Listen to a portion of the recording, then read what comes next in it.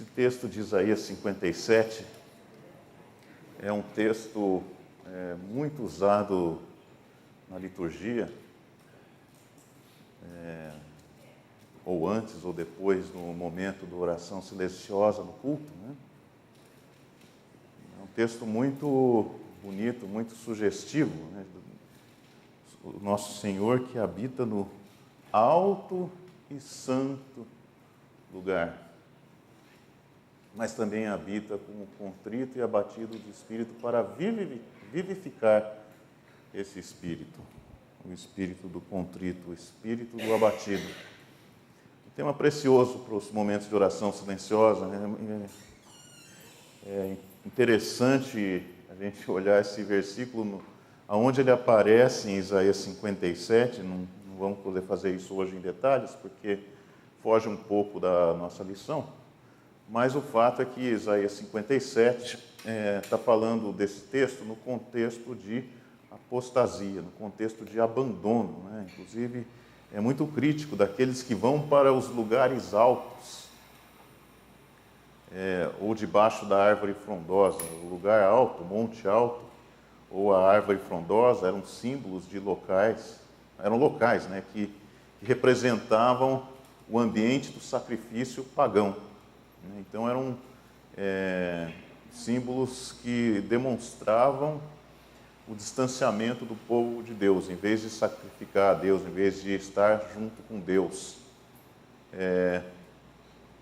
No Santo Monte, que era em Jerusalém, o povo buscava os sacrifícios e as práticas, e fala muito lá das práticas pagãs.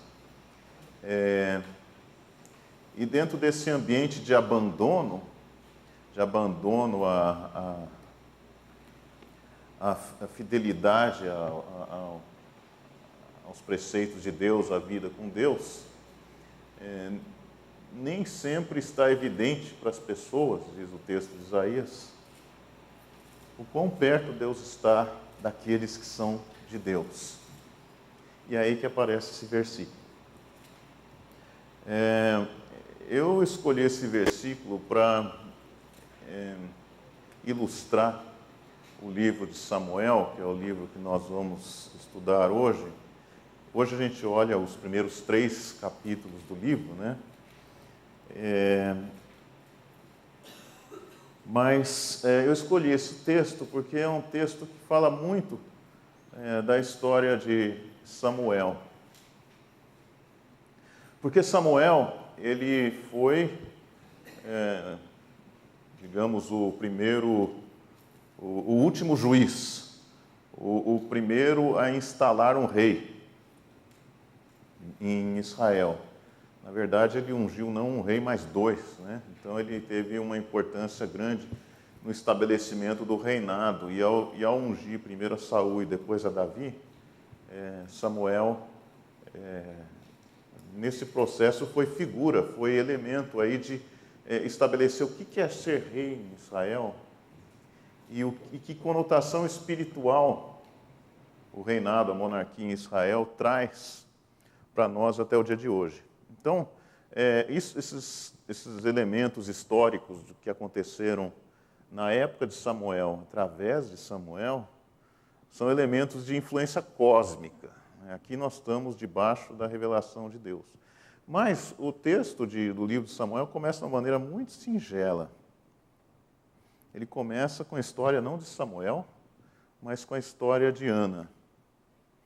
Então a gente vê aqui esse contraste que nós vamos olhar daqui a pouco com mais calma, o contraste bonito entre a atuação de Deus num patamar cósmico, global, e a atuação de Deus no coração das pessoas. Os dois estão presentes aqui no livro de Samuel. Então vamos estudar esse texto, vamos começar com uma oração. Senhor, agradecidos somos pela oportunidade de estarmos aqui juntos na Tua casa, para que o Senhor possa tocar os nossos corações, um a um, de todos aqui que estão presentes nesse santuário.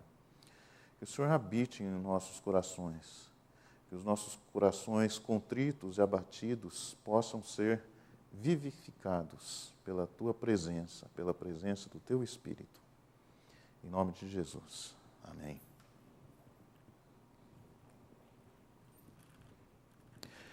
O outro texto, que também é um texto interessante para a gente ilustrar o que é o assunto da discussão de hoje, é essa pergunta: és tu o rei dos judeus?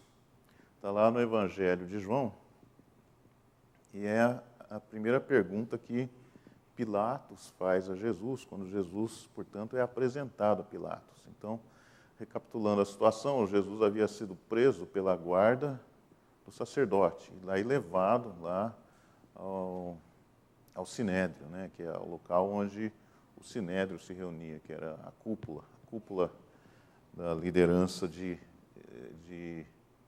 Judá na época. Mas aquela turma não tinha autoridade política para prender e condenar Jesus à morte. Então eles vão e encaminham Jesus a Pilatos, de forma que Pilatos, como o efetivo governador, representante de Roma, né, pudesse, de fato, exercer a condenação. Então Pilatos está meio induzido a fazer isso, em função das circunstâncias, né, ele como mediador político. E é essa que ele entende que é a acusação pela qual Jesus é trazido, né?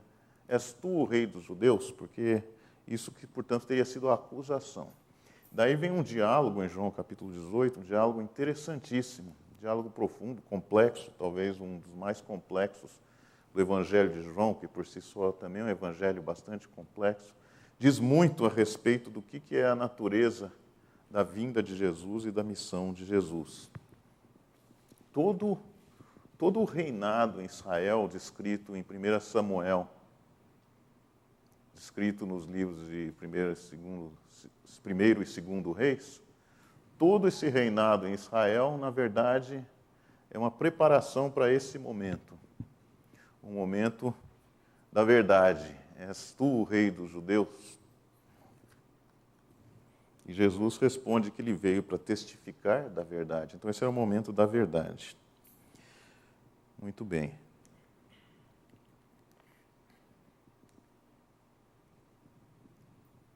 Então, o livro de Samuel é um livro que mostra os dois patamares, o alto e santo lugar, né, as coisas nas esferas celestiais e as coisas na esfera do íntimo da pessoa. E começa, de fato, de uma maneira muito intimista esse livro, com a história de Ana, né, para depois chegar nas esferas celestiais. E mesmo as esferas celestiais não são capturadas na forma de visões do que está acontecendo no céu, mas sim na forma do que está acontecendo com aquele povo, né? E como diz lá o tema que nós estamos estudando aqui, como o desgoverno humano, na verdade, acontece debaixo do governo de Deus. Mas antes disso, nós temos a história de Ana. O livro de Samuel começa com uma história da vida de Samuel, mas a primeira história aqui é a história de Ana, porque Ana é a protagonista dos primeiros capítulos. E uma história muito bonita, uma história muito inspiradora. Começa com Ana, que não tem filhos, né? E, portanto, isso é a tristeza do seu coração.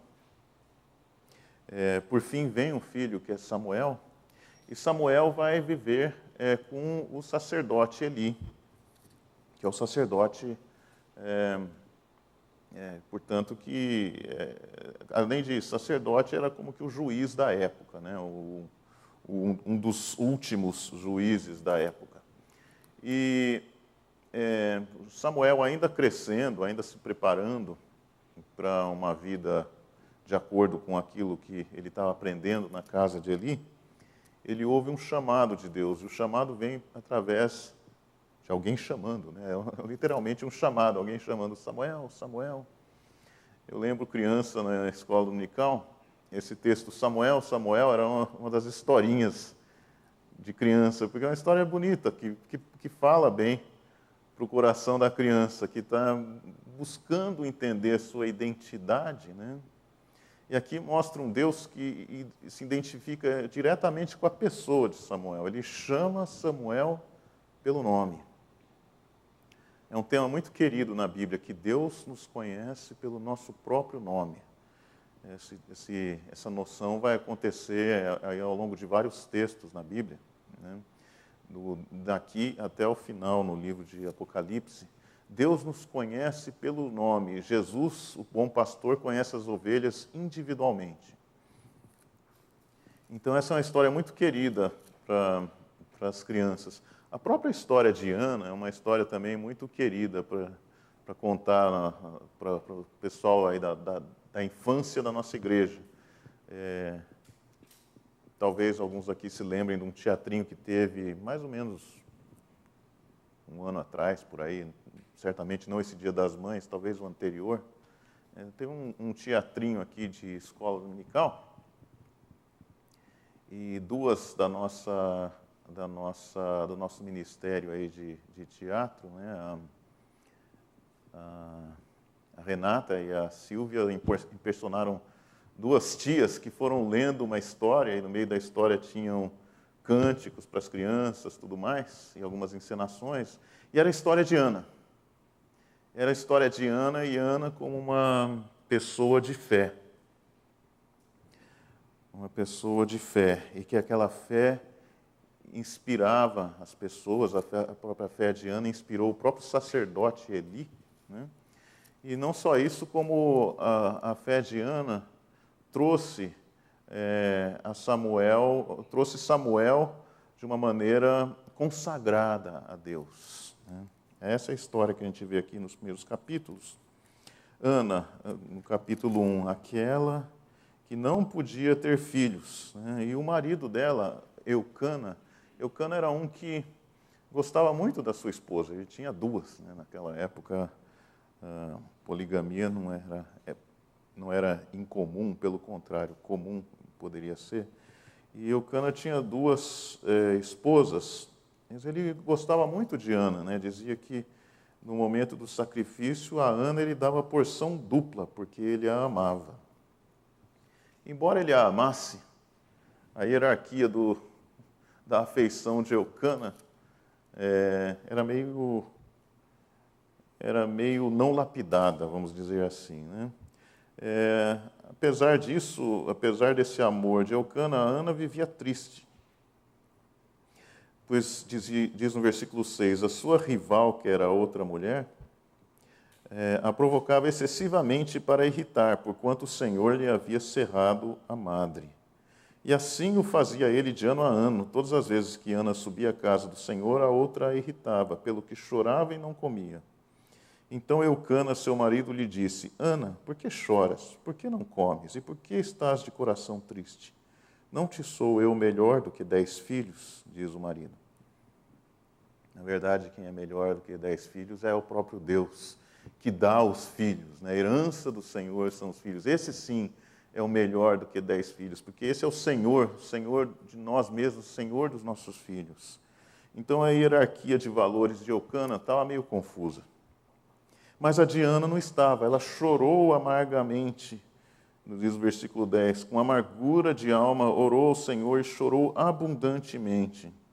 E fez um voto a Deus, Senhor dos exércitos, se benignamente atentares para a aflição da tua serva e de mim te lembrares, e da tua serva te não esqueceres, e lhe deres um filho varão, ao Senhor o darei por todos os dias da sua vida, e sobre a sua cabeça não passará navalha. Ou seja, ele seria um nazireu, assim como Sansão havia sido, né? De tal fervor era a oração de Ana, né, que Eli, que era o sacerdote, vendo aquilo acontecer, achou que ela estava embriagada. E lhe disse, versículo 14, até quando estarás tu embriagada? Aparta de ti esse vinho. Porém, Ana respondeu, não, Senhor meu, eu sou mulher atribulada de espírito. Não bebi nem vinho, nem bebida forte, porém venho derramando a minha alma perante o Senhor. Não tenhas, pois, a tua serva por filha de Belial da maldade, porque pelo excesso da minha ansiedade e da minha aflição é que tenho falado até agora. Então lhe respondeu Eli: vai-te em paz, e o Deus de Israel te conceda a petição que lhe fizeste. E disse ela: ache a tua serva mercê diante de ti. Assim a mulher se foi a seu caminho e comeu. E aqui a frase mais bonita: e o seu semblante já não era triste. Ela confiou na resposta de Deus, sem saber que resposta era essa. Ela esperava sem conhecer a dimensão da esperança pela qual ela esperava.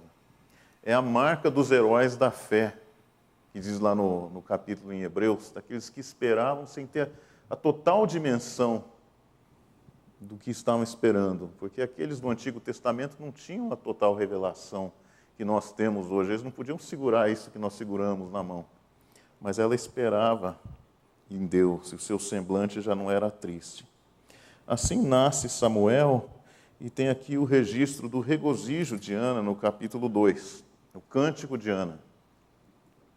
O Cântico de Ana é um cântico muito sugestivo, porque se a gente olhar na Bíblia, existe um paralelo direto entre o Cântico de Ana e o Cântico de Maria, também chamado aí por causa da tradição da versão latina do texto, o Magnificat, porque o Cântico de Maria começa com a minha alma engrandece ao Senhor, e engrandecer é o Magnificat.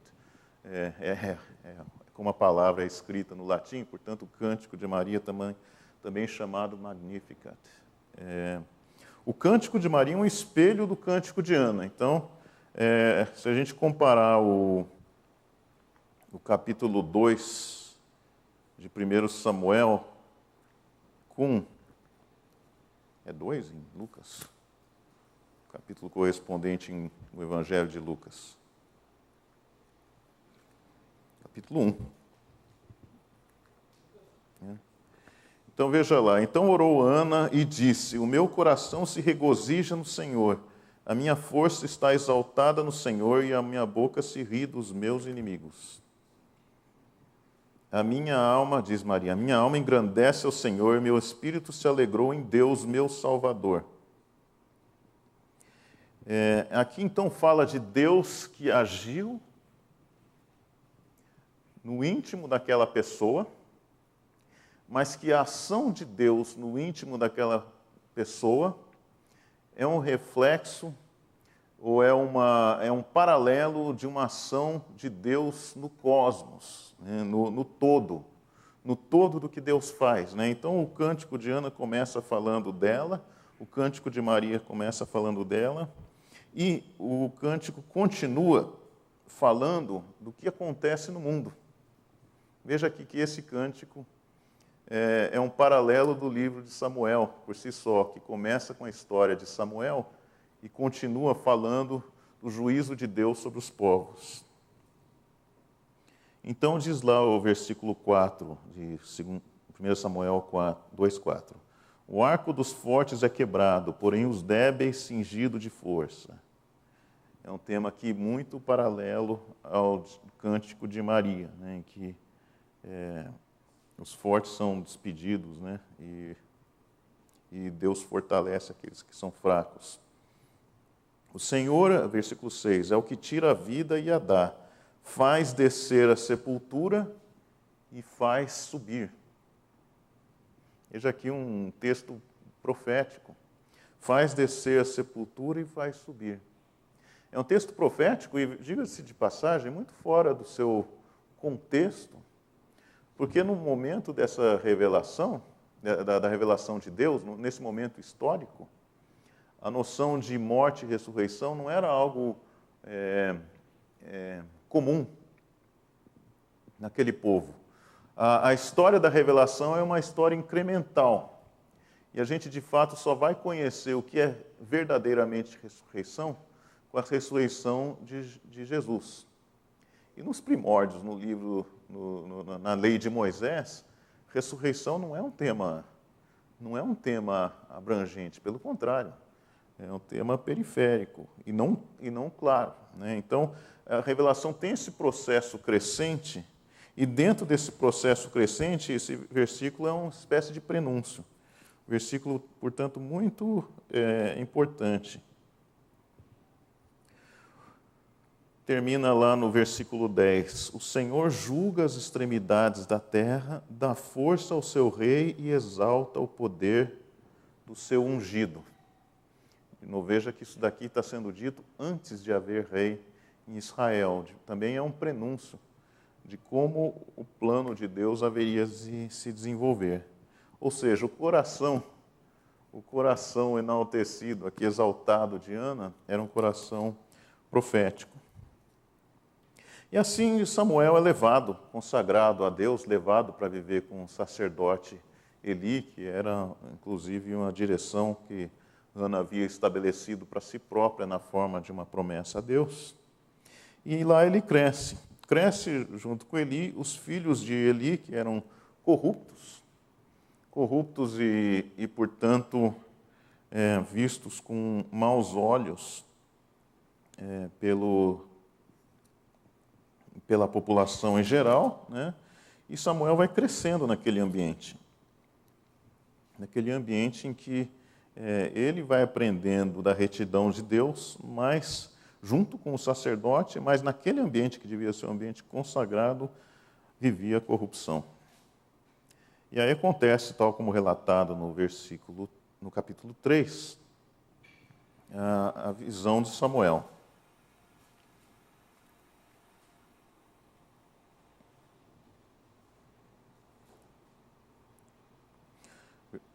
Capítulo 3. O jovem Samuel servia ao Senhor perante Eli.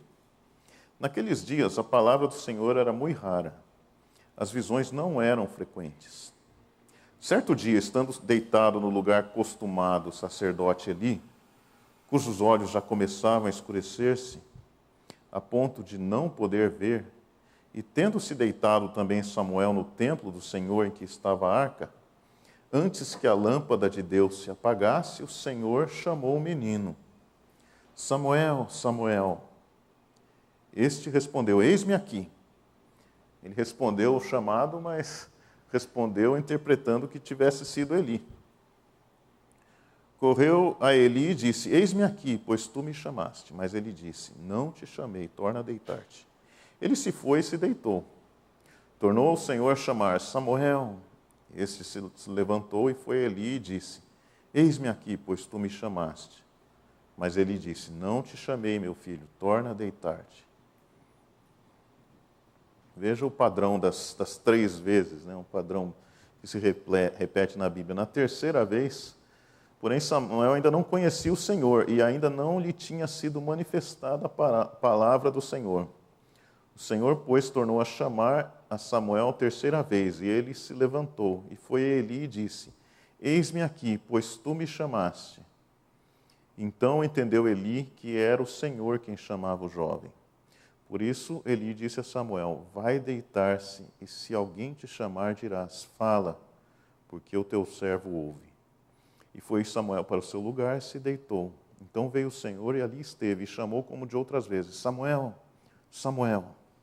Ele respondeu, fala, porque o teu servo ouve. Bonita história. Não é por acaso que é uma história para as nossas crianças, porque é uma história realmente que educa as crianças a ouvirem a voz de Deus. Não só isso, mas educa as crianças que Deus fala com as pessoas individualmente. Deus fala com cada um de nós individualmente. Ele tem uma mensagem individual. Não é preciso que nessa mensagem individual a gente ouça a voz de Deus através do nosso sentido da audição. Isso não é uma necessidade hoje, porque nós podemos muito bem ouvir a voz de Deus hoje através do nosso intelecto. Está aqui a voz de Deus. Mas essa voz de Deus, ela não vem só na forma da letra, ela vem na forma do Espírito. O Espírito é que vivifica a letra. E existe essa promessa que a letra, que é a palavra de Deus, com o Espírito de Deus, fala para a gente, no nosso próprio coração.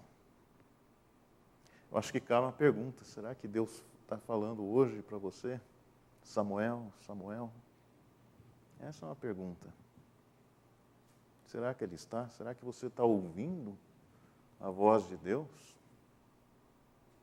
Ou será que a gente para no estágio em que Samuel parou no começo, achando que fosse o sacerdote? Achando que seja apenas mais uma ideia daquelas que circulam na nossa mente. Hoje o mundo é um mundo de ideias. Tem ideias em tudo quanto é lugar. Principalmente o mundo informatizado é um mundo repleto de ideias. E as ideias, às vezes, viram uma espécie de torpor na cabeça da gente. Em vez de a gente prestar atenção na voz de Deus, a gente fica à mercê de um fluxo interminável de ideias. Mas Deus não é uma ideia, Deus é ação na nossa vida. Será que a gente está escutando o que Deus fala e responde que nem Samuel? Eis-me aqui, Senhor, fala, porque o teu servo ouve. Essa é a pergunta para a gente desse texto. É uma pergunta, mas também é uma promessa embutida aqui. Promessa que Deus tem algo para falar para a gente. Deus tem algo para falar no íntimo de cada coração que está ansiando por ouvir essa mensagem. A mensagem está aqui na frente da gente. Vale a pergunta, quanto que nós estamos usando aqui o veículo da fala de Deus a nós, ao nosso indivíduo? Muito bom, o livro de Samuel é, portanto, a história dessa família, mas é também um novo curso nessa rota, a rota da revelação. Tanto nesse texto de Samuel, quanto num outro texto que a gente encontra na Bíblia, que é quando Elias se encontra com Deus no Monte Horebe, são momentos de muito intimismo, né? É um momento de intimidade profunda, de um caso ou de outro, né? Samuel está lá no silêncio do seu quarto, e está ouvindo o que Deus tem a dizer para ele, né? E Deus dá uma resposta de dimensões grandes, né? Dimensões que eu estou chamando aqui de cósmicas, porque afetam todo o plano de Deus para a sua criação.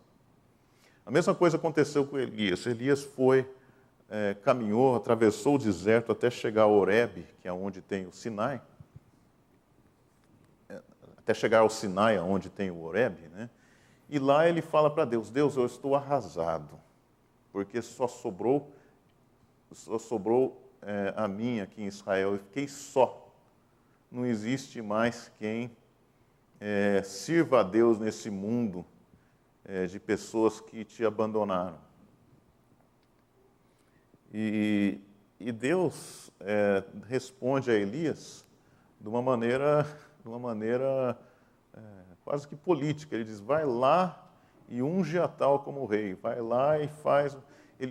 Deus comissiona Elias a continuar a sua missão de profeta nos moldes de Samuel, ungindo a reis.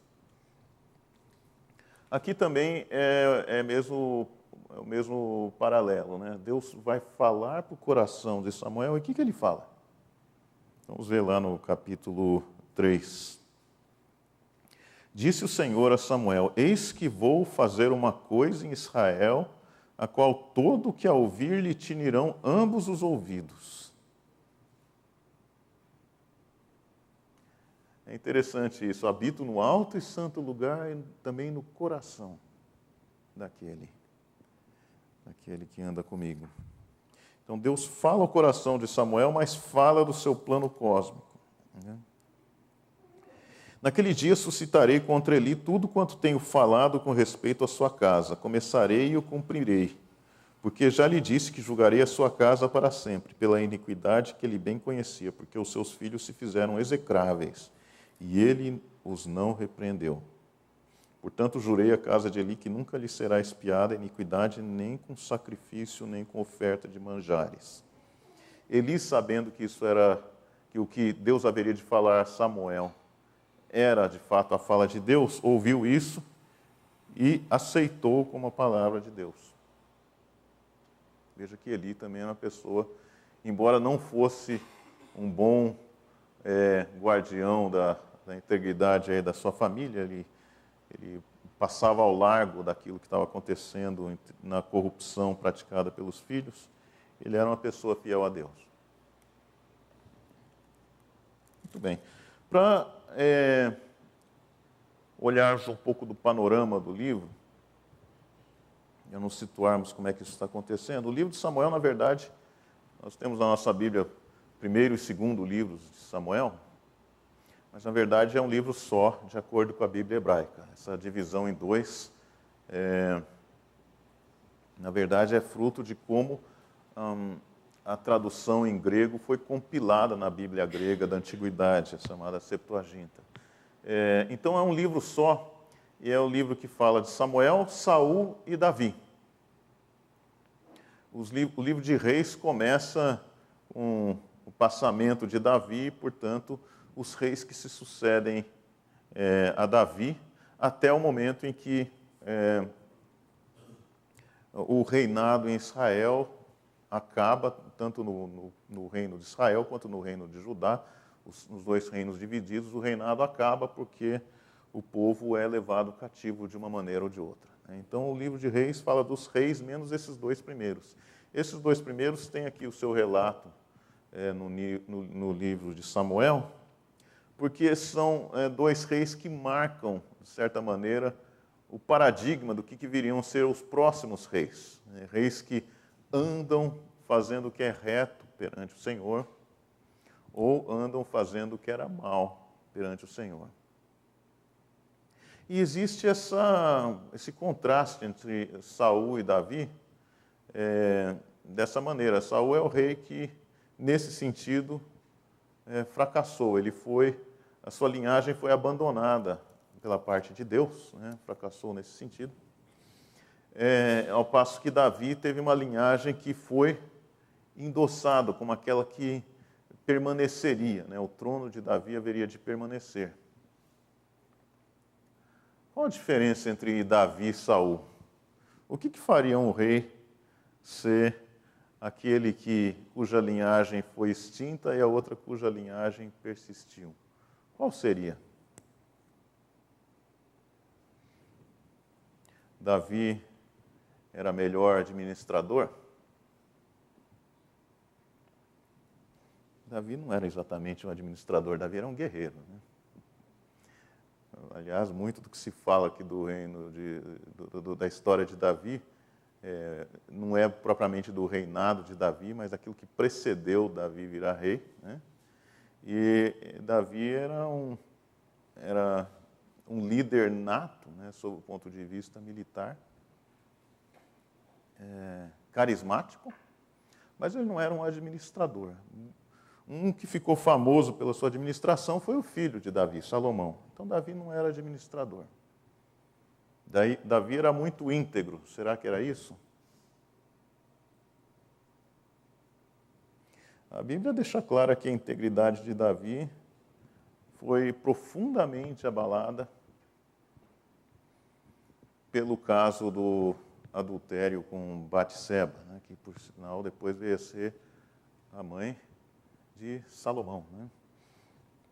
Então, a integridade de Davi é posta em xeque pelo relato aqui do livro de Samuel.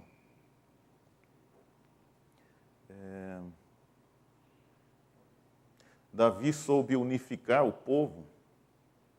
Na verdade, nós vamos ver fragmentos aqui no texto do rei Davi, na história do reinado de Davi, em que mostra que unidade não houve no tempo de Davi. Pelo contrário, até dentro da própria casa de Davi havia cisânia, havia facção. Tanto que Absalão, num dado momento, se achou forte o suficiente para se levantar contra Davi. Salomão recebe apoio de pessoas de outras tribos que veem aquilo como uma oportunidade de criar uma nova ordem política. Então, também não houve unidade. Qual que seria, portanto, o elemento que fez a casa de Davi permanecer? Qual seria esse fator? Vou pegar o microfone aqui para você.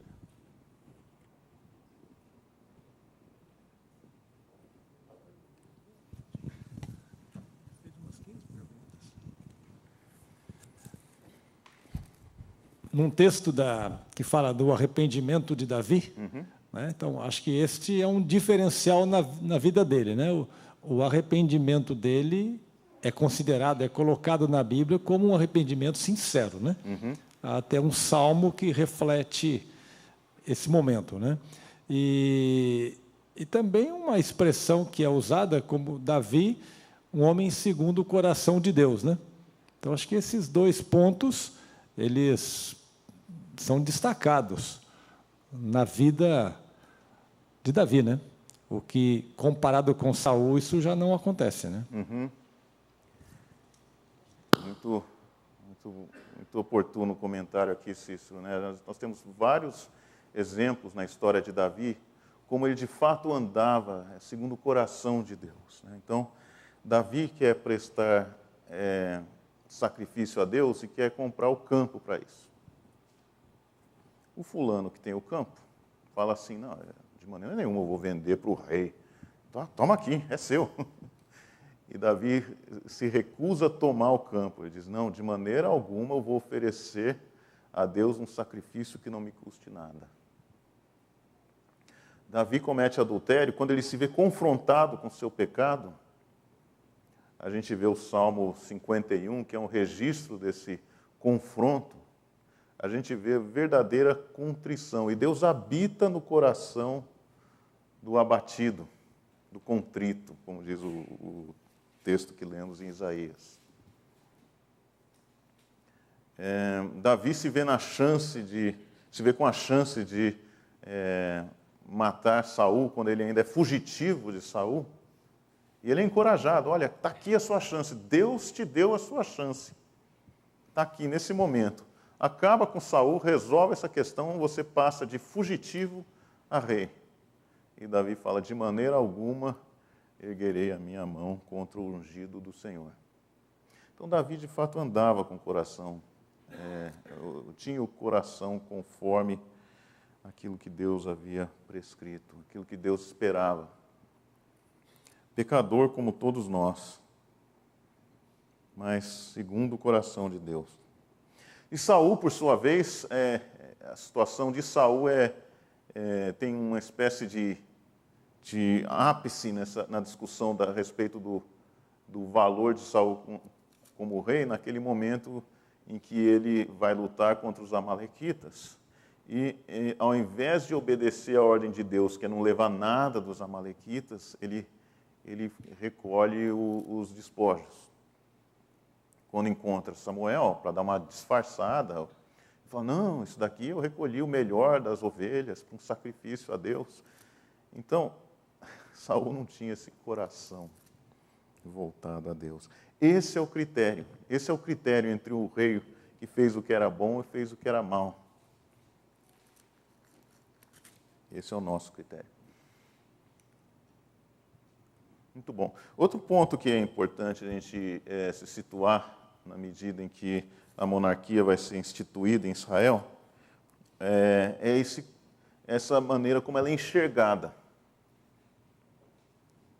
A monarquia é algo muito, vamos chamar de bom aqui, é algo positivo, porque ela estabelece a casa de Davi, na qual haveria de haver alguém na linhagem de Davi que seria rei para sempre. Então, o reinado em Israel cria esse arcabouço na revelação que abre, que cria esse contexto no qual Jesus vem.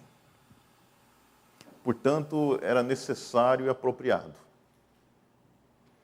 Mas na própria Bíblia tem uma corrente que vamos chamar de negativa, que fala ruim, fala mal, condena a monarquia como sendo algo pesaroso sobre o povo. E no próprio livro de Samuel, a gente vê as duas correntes aqui antagônicas, uma com a outra. A monarquia é vista como algo que é bom? A monarquia é visto como algo que é ruim. Então, afinal, é bom ou é ruim? Essa ambiguidade de visão, na verdade, se a gente parar para pensar, mostra a sabedoria da revelação. Porque não existe melhor postura para nós, como os crentes em Deus, de olharmos o governo humano dessa maneira ambígua. Ambígua nesse sentido de que temos forças antagônicas acontecendo aqui. Então, ao mesmo tempo, a autoridade é aquela pela qual nós devemos orar, temer e obedecer, que a gente vê nos textos de Paulo, nos textos de Pedro. Mas também aquela autoridade, né, que a gente vê na forma do Sinédrio, né, em que diante de Jesus sendo levado para a crucificação, aqueles líderes falam assim: o seu sangue caia sobre nós e sobre os nossos filhos. A autoridade é boa, é vinda de Deus, e é ruim, é corrupta e exerce mau julgamento. Tudo isso ao mesmo tempo. Então a Bíblia se mostra favorável e contrária, porque essa é a visão ponderada de nós que somos de Deus. Vamos olhar esses textos porque eles ilustram bem isso. A gente pode encontrar aqui como exemplo, não são os únicos, né, mas são textos bem próximos um do outro que mostram exatamente esse contraste, né? Um está em 1 Samuel 8, o outro está em 1 Samuel 9. A gente pode começar como o positivo, né?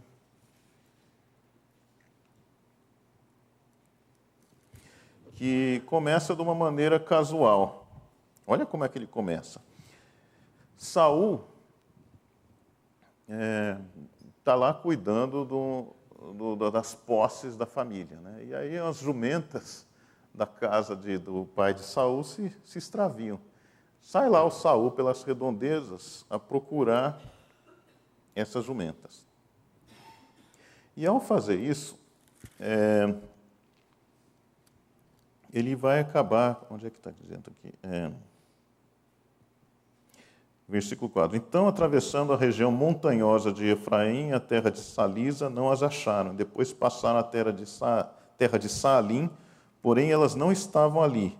Passaram ainda a terra de Benjamim, todavia não as acharam. Vindo eles então à terra de Zuf, Saul disse para o seu moço, com quem ele ia: vem e voltemos. Saul queria voltar. Interessante. Não suceda que meu pai deixe de preocupar-se com as jumentas e se aflija por causa de nós. Porém, ele lhe disse: quem é ele? É o moço de Saul, né? Nesta cidade há um homem de Deus e é muito estimado. Tudo quanto ele diz sucede. Vamos-nos agora lá, mostrar-nos-á porventura o caminho que devemos seguir. Então Saul queria voltar, o moço de Saul queria ir até um profeta, porque quem sabe o profeta diz onde é que estão as jumentas. Olha a escala de valores que está em jogo aqui, na escolha daquele que viria ser o rei de Israel, né? Então tem um casuísmo aqui, que obviamente não passa desapercebido,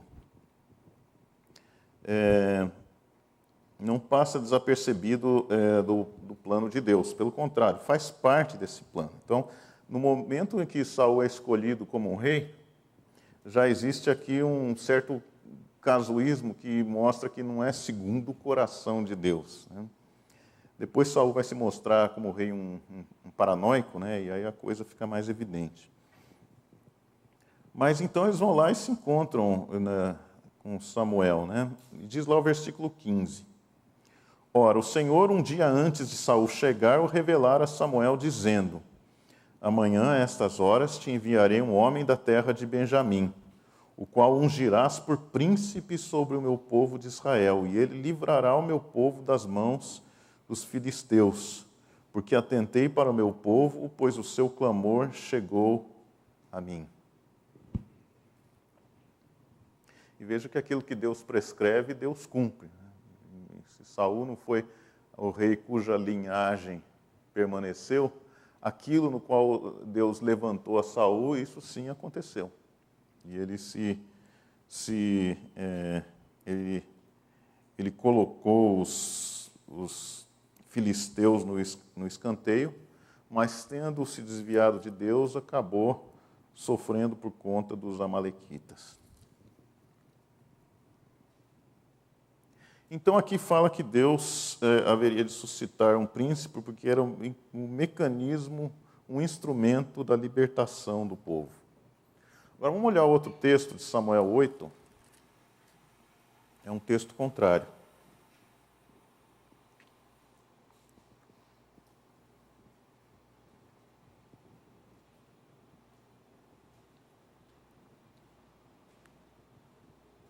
O texto de Samuel 8 conta a história de Samuel já passado um tempo, já tinha seus filhos.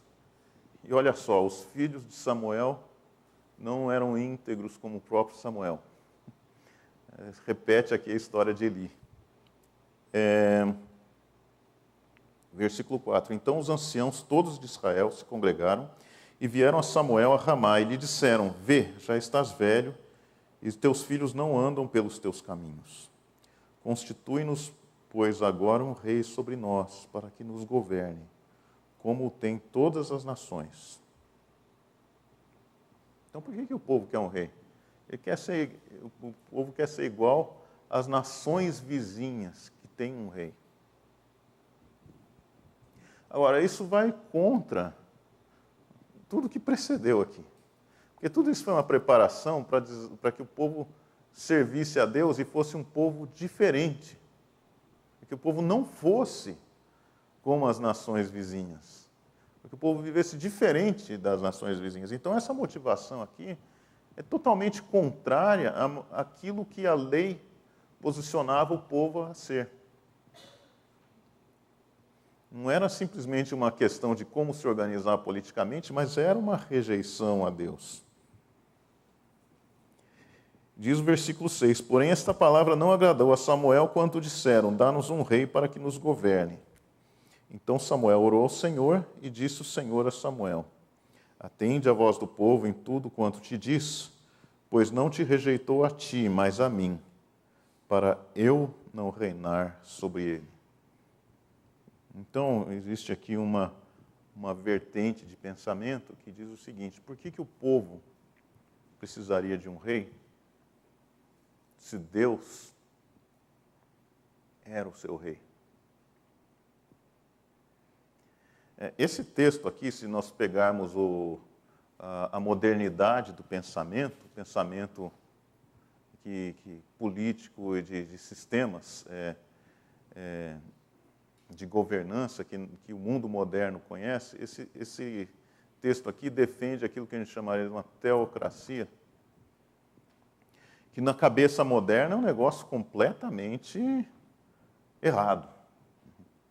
A teocracia hoje é vista como uma maneira muito primitiva de um povo se organizar. Mas é isso que está sendo advogado aqui nesse texto. Mas dá o que pensar, né? Será que nós estamos certos no nosso pensamento secular em dizer que a teocracia não é uma maneira boa de governo?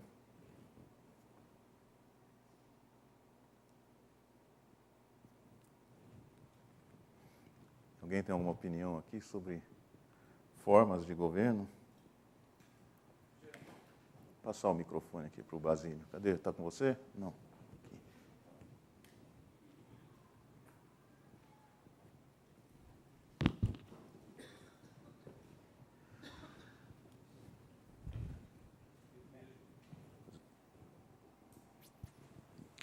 Eu vejo da seguinte forma: você tem o governo de Deus, mas você tem uma organização que é necessária. Então, o povo estava pedindo um rei, mas Deus conhecia o motivo por que ele estava pedindo um rei. Hoje, eu entendo que nós precisamos de governos, de organizações mas o rei nosso, né, dai a César o que é de César, a Deus o que é de Deus, que nós devemos a Deus outra coisa.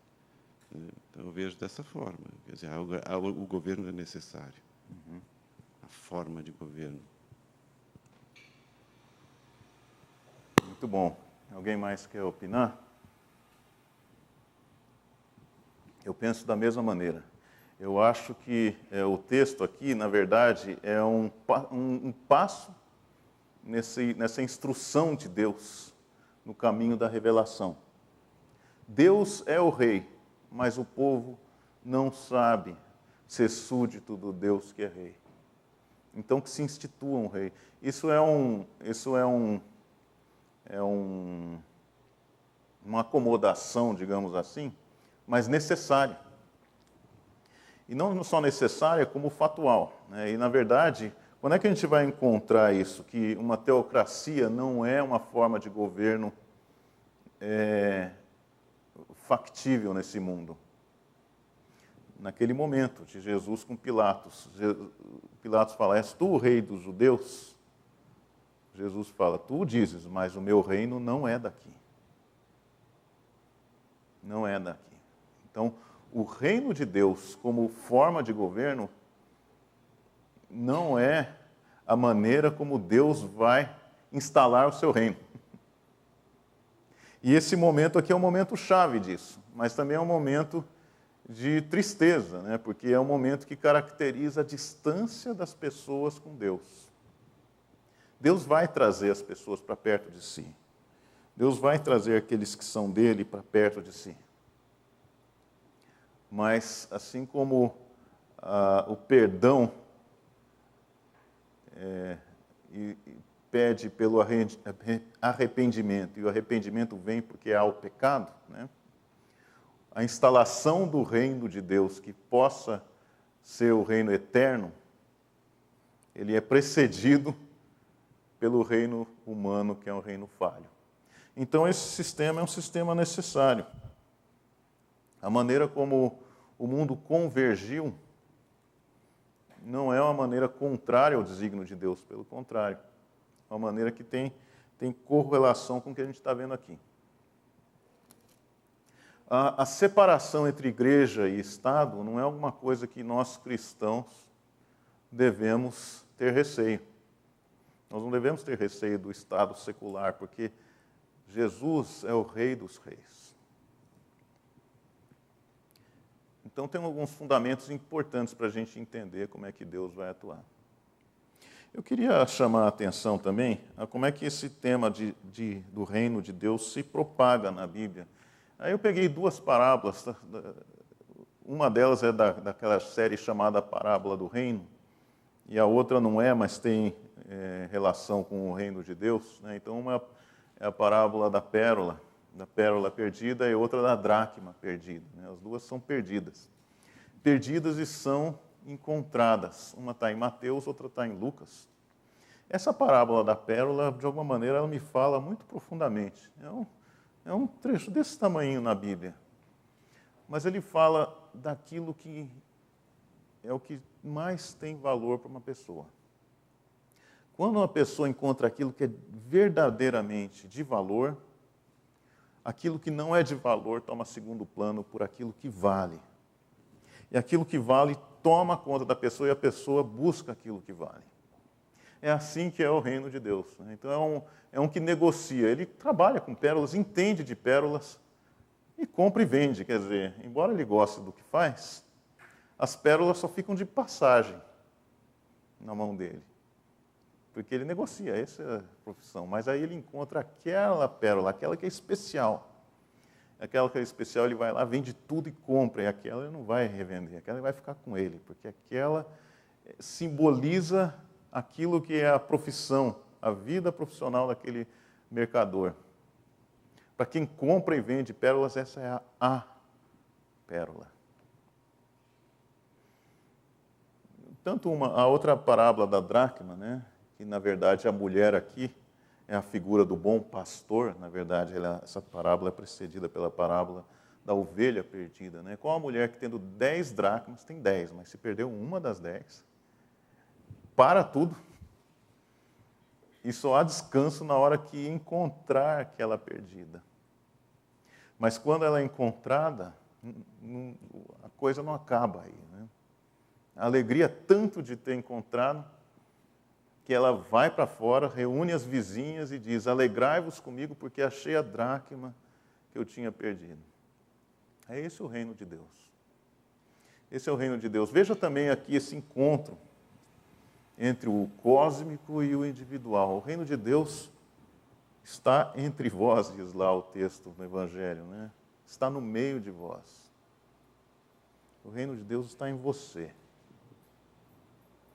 O reino de Deus é você encontrando aquilo que tem o maior valor na sua vida e tudo mais toma segundo plano. Então Jesus falou muito desse conceito do reino, né? Mas Jesus apontou para o reino de Deus. E mostrando isso daí de uma maneira, ao mesmo tempo, esperançosa e real. Agora, é interessante que essas parábolas aqui do reino não apontam de nenhuma maneira a Jesus ser o rei dos judeus. Quer dizer, esse tipo de acusação pela qual Jesus foi levado a Pilatos não tem paralelo com as parábolas que Jesus estava contando, né? Jesus era rei, Jesus é rei, mas não da maneira como estava sendo dito: és tu o rei dos judeus. Muito bom. Se temos um reino, um verdadeiro reino eterno, nós somos cidadãos do reino. Nós somos parte desse reino. Esse reino é uma esperança, no sentido de que é o reino que está por vir, mas também é uma realidade. É as duas coisas. Nós ansiamos por aquela cidade que há de vir, a Jerusalém eterna, que é o que diz lá o texto de Hebreus, né? E enquanto não vivemos nessa cidade, nós somos peregrinos. Não existe governo que nos atenda, porque o governo humano é o desgoverno humano. Mas a gente vislumbra a cidade de Deus, a cidade em que Deus tem o próprio trono nela. Então é uma esperança, a gente vive esperançoso desse reino de Deus. Mas eu queria ler também o reino de Deus como uma realidade presente aqui, agora. E eu queria ler esse texto de Filipe e Natanael, porque ele exemplifica muito isso com um encontro muito pessoal de Jesus com Natanael. João capítulo 1.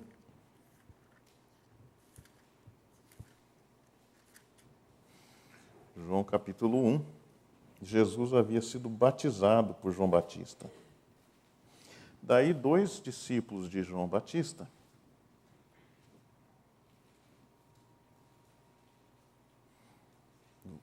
passam a seguir Jesus.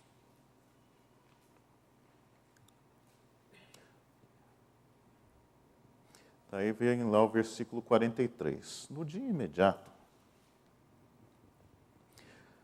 resolveu Jesus partir para a Galiléia e encontrou a Filipe, a quem disse: segue-me. Ora, Filipe era de Betsaida, cidade de André e Pedro, que já estavam na companhia de Jesus. Filipe encontrou a Natanael e disse-lhe: achamos aquele de quem Moisés escreveu na lei, e a quem se referiram os profetas, Jesus o Nazareno, filho de José.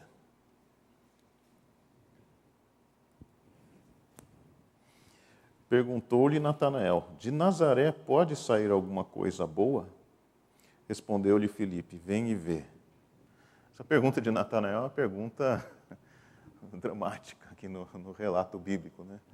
Será que alguma coisa boa sai de lá? Porque lá não era sob o ponto de vista da cultura e do conhecimento, né, dos estudiosos da lei e dos escritos, não ia ser de Nazaré que ia sair alguém que fosse um dos do topo, né, uns que dominassem o assunto com maestria, né? Então, é uma constatação, a gente pode entender como preconceituosa, mas também pragmática. É uma constatação de alguém que pode estar dizendo: não quero saber, a gente poderia pensar assim, né? Mas de alguém que, ao procurar, está querendo filtrar, ao procurar aquele que é, está querendo filtrar aquele que não é. Então ele está falando, será que esse de fato é o profeta de quem Moisés escreveu? O Messias? Será que é? Porque se fosse, será que ele viria de lá? Filipe disse, vem e vê. Aqui está um momento lindo no relato de Natanael, entre um versículo e outro, porque não fala o que Natanael fez, mas a gente sabe que ele fez isso. Ele foi lá e foi ver. O seu pragmatismo não era maior do que a sua vontade de conhecer a Deus. Ele foi lá e viu. Jesus viu Natanael aproximar-se e disse a seu respeito, eis um verdadeiro israelita em quem não há dolo. E respondeu Natanael, de onde me conheces? Essa frase de Jesus pegou no âmago daquilo que Natanael estava buscando, estava procurando, estava debatendo. O que é ser de Deus?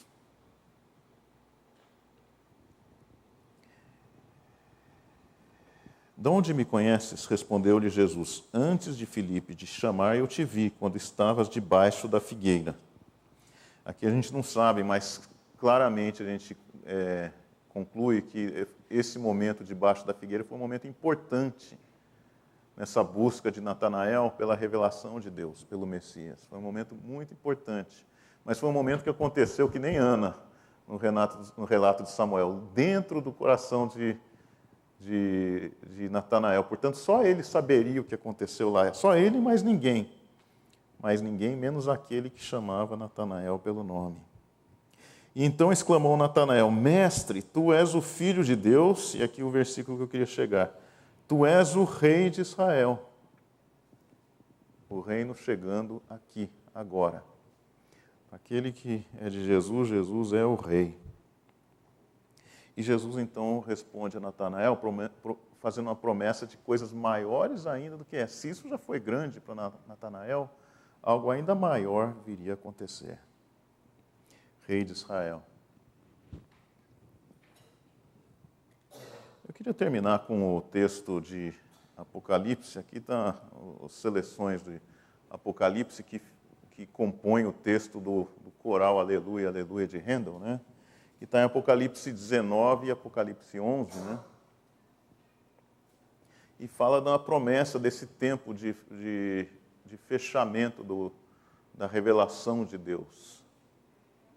E tem uma frase interessante. O reino deste mundo, né, os governos não teocráticos, o reino desse mundo se tornou o reino de nosso Senhor e do seu Cristo. E ele reinará pelos séculos dos séculos. Rei dos reis, Senhor dos senhores. Esse é o fechamento. O fechamento para aquela história que começou com a revelação a Samuel. Basílio, você passa o microfone para Elizabeth.